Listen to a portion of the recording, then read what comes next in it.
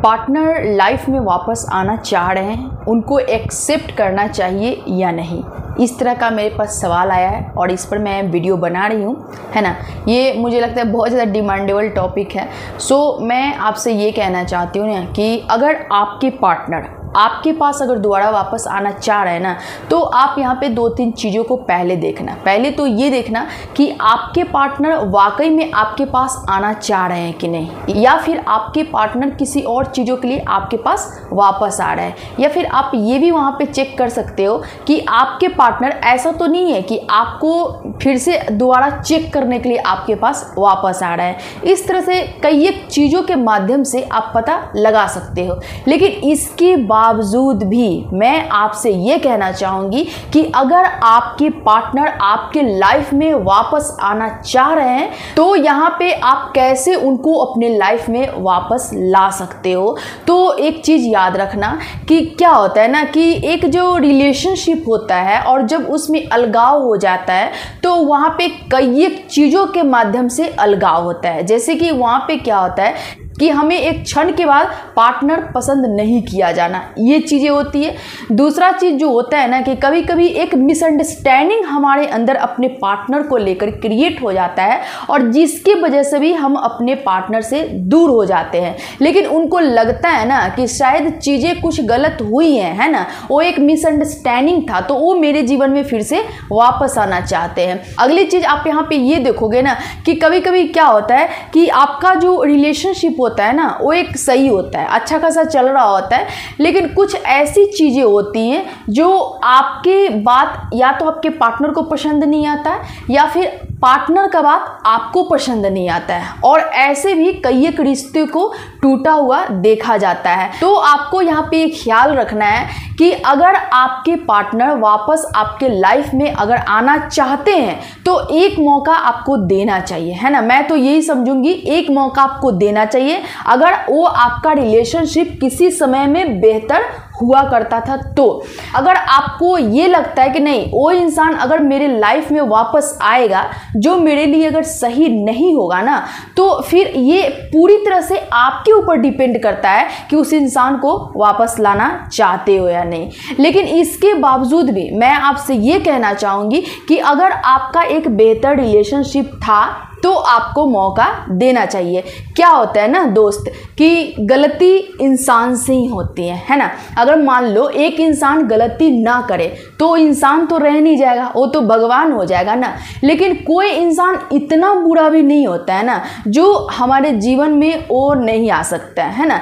कोई भी इंसान इतना भी खराब नहीं होता है, और ऐसे होते हैं व्यक्ति हार्म पहुंचाने की कोशिश करते हैं, तो वैसे पार्टनर को आपको अपने जीवन में नहीं लाना है। लेकिन जो एक ऐसा व्यक्ति जो आपके लिए कभी अगर गलत नहीं सोचा ना, कुछ चीज़ें या फिर मिसअंडरस्टैंडिंग के माध्यम से, या फिर आप उस इंसान को नहीं समझ पाए, है ना, कि वो क्या सोचते हैं आपके लिए, क्या चाहते हैं आपके लिए, इसके माध्यम से अगर आपका रिश्ता टूट जाता है और एक पल के बाद लगता है ना कि नहीं वो चीज़ें शायद एक गलत हो गई है, तो फिर आपको अपने पार्टनर को मौका देना चाहिए। लेकिन मैं आपको ये कहना चाहूँगी कि ये पूरी तरह से आपके ऊपर डिपेंड करता है, क्योंकि जिस इंसान के साथ आप समय व्यतीत करते हो, जिसके साथ आप रहते हो ना, तो आपसे बेहतर कोई नहीं समझ सकता है कि वो इंसान आपके लिए सही था या फिर वो इंसान आपके लिए कितना गलत था। अगर मान लो 4 लोग अगर बोल दिए कि नहीं वो इंसान गलत था, और वैसे लोग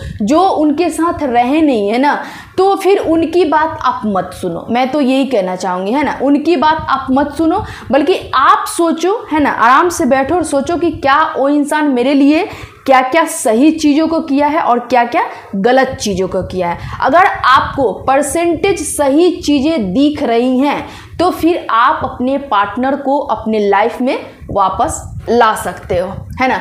आप अपने पार्टनर को एक मौका दे सकते हो।